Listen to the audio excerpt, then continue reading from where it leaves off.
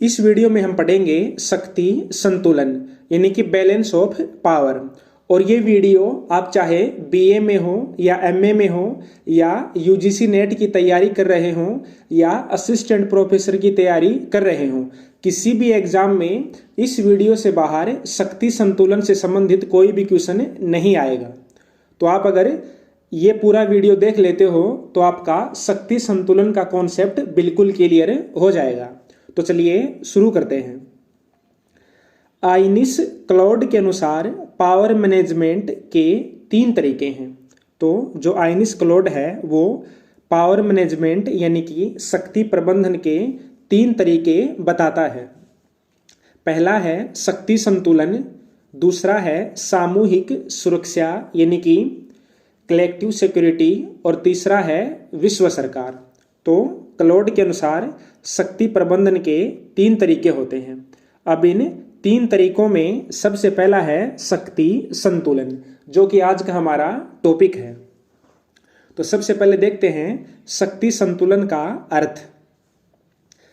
कैसलेर के शब्दों में शक्ति संतुलन का अर्थ है राष्ट्रों के परिवार के बीच ऐसी उचित साम्य अवस्था बनाए रखना जिससे उनमें से कोई भी इतना ताकतवर न हो सके कि वह अपनी इच्छा दूसरों पर लाद सके।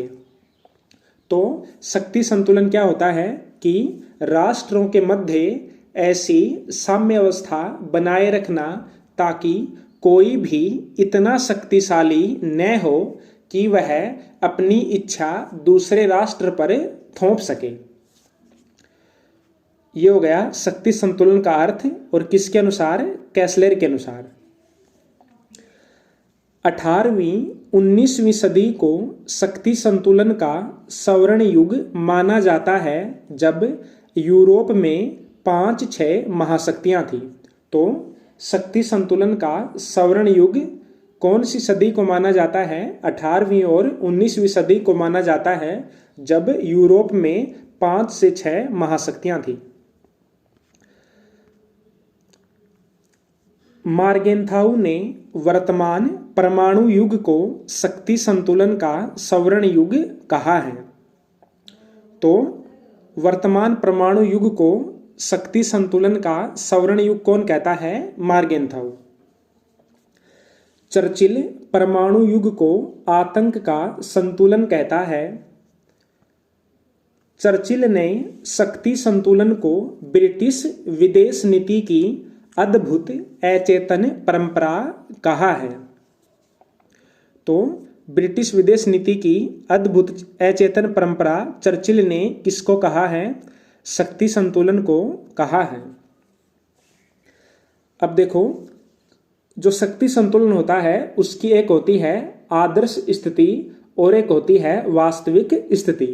तो शक्ति संतुलन की आदर्श स्थिति तो यह होती है कि इसमें दोनों पलड़े बराबर होने चाहिए, यानी कि कोई भी जो दो देश हैं उनकी आपस में शक्ति बराबर होनी चाहिए, तभी वह शक्ति संतुलन कहलाएगा। लेकिन वास्तविकता यह होती है कि दोनों पलड़े हमेशा समान नहीं होते हैं, बल्कि एक पलड़ा शक्ति की दृष्टि से भारी होता है। मार्गेंथाउ शक्ति संतुलन को एक विचारधारा मानता है। अर्नोल्ड टॉयनबी के अनुसार शक्ति संतुलन एक स्वचालित व्यवस्था है। तो आपसे एग्जाम में पूछा जा सकता है कि कौन सा विचारक शक्ति संतुलन को एक स्वचालित व्यवस्था मानता है? तो वो है अर्नोल्ड टॉयनबी। अब अर्नोल्ड टॉयनबी कहता है कि शक्ति संतुलन राजनीतिक गतिशीलता की ऐसी व्यवस्था है जो उस समय स्वयं सक्रिय हो जाती है जब कोई समाज कई परस्पर स्वाधीन राज्यों का रूप ग्रहण करता है। तो अर्नोल्ड टॉयनबी शक्ति संतुलन को एक स्वचालित व्यवस्था मानता है। इसका अर्थ है कि जब भी कोई समाज राज्यों के रूप में बंट जाता है तो शक्ति संतुलन अपने आप ही अस्तित्व में आ जाता है।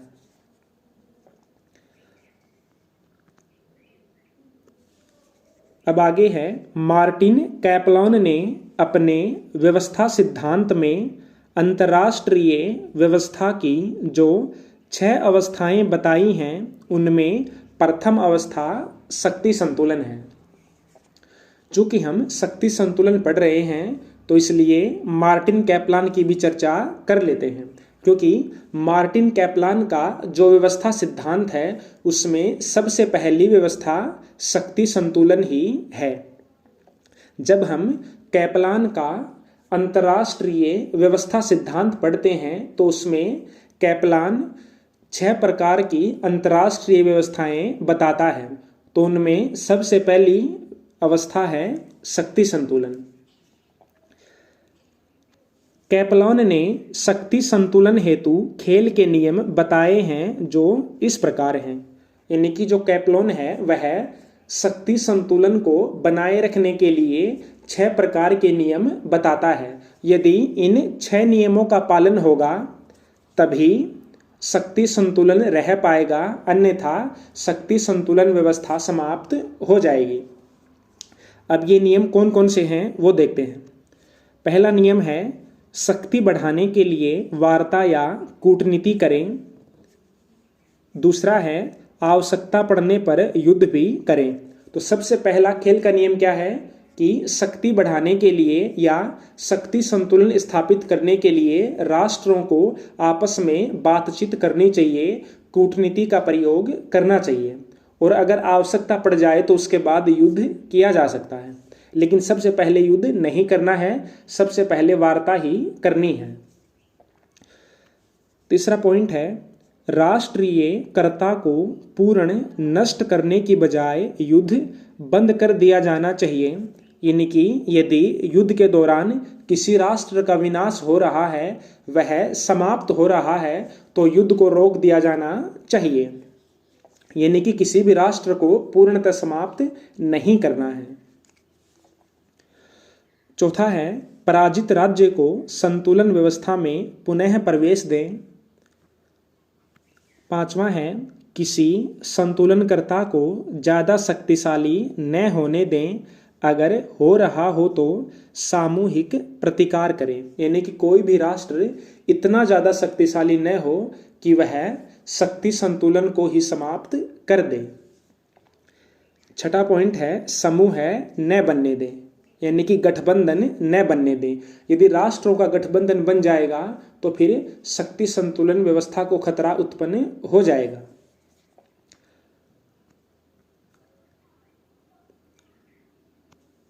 अब देखते हैं शक्ति संतुलन स्थापना की तकनीकें या शक्ति संतुलन स्थापित करने के तरीके। यानी कि शक्ति संतुलन किस प्रकार स्थापित किया जा सकता है। पहली तकनीक है गठबंधन व प्रति गठबंधन। यानी कि पहले कुछ राष्ट्र मिलकर के गठबंधन करते हैं, फिर उसके उत्तर में उसको काउंटर करने के लिए फिर दूसरे राष्ट्र मिलकर के गठबंधन का निर्माण करते हैं। तो पहले क्या बनता है, गठबंधन बनता है, और फिर उसके विरोध में प्रति गठबंधन बनता है। अब इस पॉइंट में आगे देखते हैं। गठबंधन 2 प्रकार के होते हैं, आक्रामक व सुरक्षात्मक। आक्रामक गठबंधन शक्ति संतुलन को अपने पक्ष में करने का प्रयास करता है, जबकि सुरक्षात्मक गठबंधन विद्यमान शक्ति संतुलन को बनाए रखना चाहता है। दूसरा तरीका है मुआवजा, और मुआवजे का मतलब है क्षेत्र के रूप में मुआवजा दिया जाना। 18वीं-19वीं सदी में शक्ति संतुलन की यह सामान्य तकनीक थी। वुडरो विल्सन ने यह व्यवस्था बंद करवा दी थी।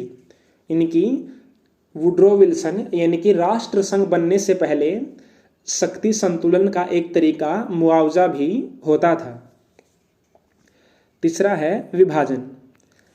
शक्ति संतुलन स्थापित करने के लिए बड़ी शक्ति द्वारा किसी क्षेत्र का बंटवारा कर दिया जाता है। यानी कि यदि कोई देश अगर अधिक शक्तिशाली हो रहा हो तो उस देश पर अधिकार करके विभिन्न शक्तियां उस देश के क्षेत्र को आपस में बांट लेती हैं ताकि सभी देशों की शक्ति लगभग समान हो जाए और शक्ति में संतुलन बना रहे। चौथा है शस्त्रीकरण व निशस्त्रीकरण। शस्त्रीकरण का मतलब होता है कि सभी राष्ट्र हथियारों को बढ़ावा दें ताकि उनमें बराबर शक्ति बनी रहे। और दूसरा तरीका हो सकता है निशस्त्रीकरण, यानी हथियारों को समाप्त कर दिया जाए। यदि सभी देश हथियारों को समाप्त कर देंगे तो फिर भी सभी देशों की शक्ति समान हो जाएगी। पांचवा तरीका है हस्तक्षेप व युद्ध। शक्ति संतुलन हेतु ये दो उपाय सबसे अंत में काम में लाए जाते हैं। छठा तरीका है विभाजित करो व शासन करो, या इसको बोल सकते हैं कि विभाजन करो और राज करो। यानी कि कोई भी जो दो देश हैं आपस में जिनके मित्रतापूर्वक संबंध हैं उनके मध्य हम कटुता को बढ़ा दें, एक दूसरे को उनको आपस में शत्रु बना दें, इससे वो अलग अलग हो जाएंगे और उन दोनों की शक्ति कमजोर हो जाएगी। सातवां है संतुलनकर्ता। तो शक्ति संतुलन को बनाए रखने के लिए एक अंतर्राष्ट्रीय संतुलनकर्ता भी होता है जो राष्ट्रों को आपस में लड़ने नहीं देता है।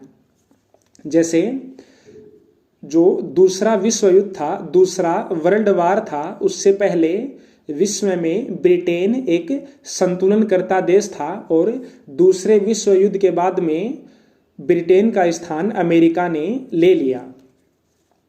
आठवां साधन है मध्यवर्ती राज्य, यानी कि बफर स्टेट। बड़ी शक्तियों के मध्य स्थित कमजोर राज्य को बफर स्टेट कहा जाता है। जैसे भारत व चीन के मध्य नेपाल। तो नेपाल क्या है? भारत और चीन के बीच में बफर स्टेट है। तो ये तो हो गई हमारी शक्ति संतुलन की स्थापना की तकनीकें। अब देखते हैं शक्ति संतुलन की आवश्यकता, यानी कि शक्ति संतुलन क्यों होना चाहिए। इसमें पहला पॉइंट है यथास्थिति को बनाए रखने के लिए, दूसरा है युद्धों को रोकने के लिए, तीसरा है साम्राज्यवाद के बढ़ावे को रोकने के लिए, और चौथा है राष्ट्रों के मध्य शांति को बनाए रखने के लिए। अब थोड़ी सी देख लेते हैं शक्ति संतुलन की आलोचना। देखो, इसमें आलोचनाएं बहुत सारी हो सकती हैं, लेकिन यह वीडियो यूजीसी नेट और असिस्टेंट प्रोफेसर के लिए भी बनाया गया है, इसलिए इसमें कम आलोचनाएं रखी गई हैं। अगर आप बीए के स्टूडेंट हैं, एमए के स्टूडेंट हैं, तो इसकी 2-4 आलोचनाएं और लिख सकते हैं। तो पहली आलोचना है शक्ति संतुलन शक्ति का आदर्श वितरण नहीं है। दूसरी आलोचना है यह मानव के निराशावादी दृष्टिकोण पर आधारित है।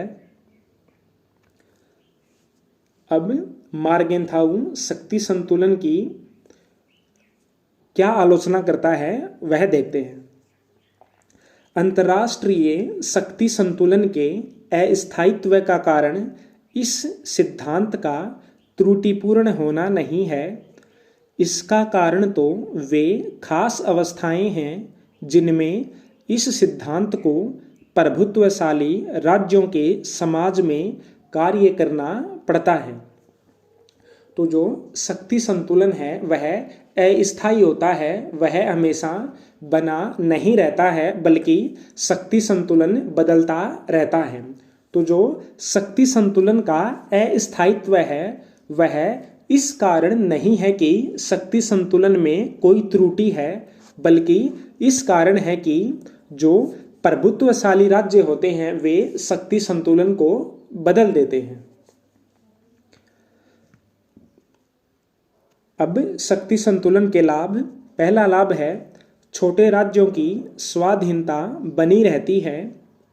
दूसरा है इससे अंतर्राष्ट्रीय शांति बनी रहती है।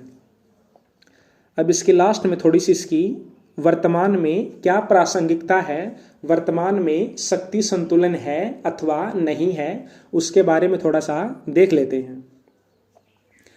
सेकंड वर्ल्ड वॉर के बाद शक्ति संतुलन सिद्धांत का अस्तित्व खतरे में पड़ गया है, जिसका कारण है द्विध्रुवीयता, विचारधारा द्वारा आरोपित सीमाएं, यूएसएसआर यानी कि सोवियत संघ के विघटन के बाद एक ध्रुवीयता का उदय, संतुलनकर्ता का अभाव, विध्वंसात्मक युद्ध का खतरा, राज्यों की शक्ति में बढ़ता हुआ अंतर और नई शक्तियों का अभाव। तो इन सभी वजह से जो हमारा शक्ति संतुलन का सिद्धांत है वह खतरे में पड़ गया है। यानी कि अब विभिन्न देशों की शक्ति में संतुलन नहीं रहा है, बल्कि कुछ राष्ट्र कमजोर हैं और कुछ राष्ट्र अत्यधिक शक्तिशाली हो गए हैं। अब एक विचारक है क्विंसी राइट। अगर आप बीए या एमए के स्टूडेंट हैं तो इस विचारक को आप छोड़ देना। क्विंसी राइट कहता है कि यदि लोकतंत्र व मानव स्वतंत्रता को जीवित रहना है तो राष्ट्रों को कोई और तरीका ढूंढना चाहिए। यानी कि राष्ट्र अपनी सुरक्षा के लिए शक्ति संतुलन पर निर्भर नहीं रह सकते हैं, बल्कि राष्ट्रों को कोई और तरीका खोजना होगा, क्योंकि शक्ति संतुलन का सिद्धांत अब खतरे में पड़ गया है। तो ये हो गया हमारा शक्ति संतुलन, बैलेंस ऑफ पावर्स। अगले वीडियो में हम पढ़ेंगे सामूहिक सुरक्षा।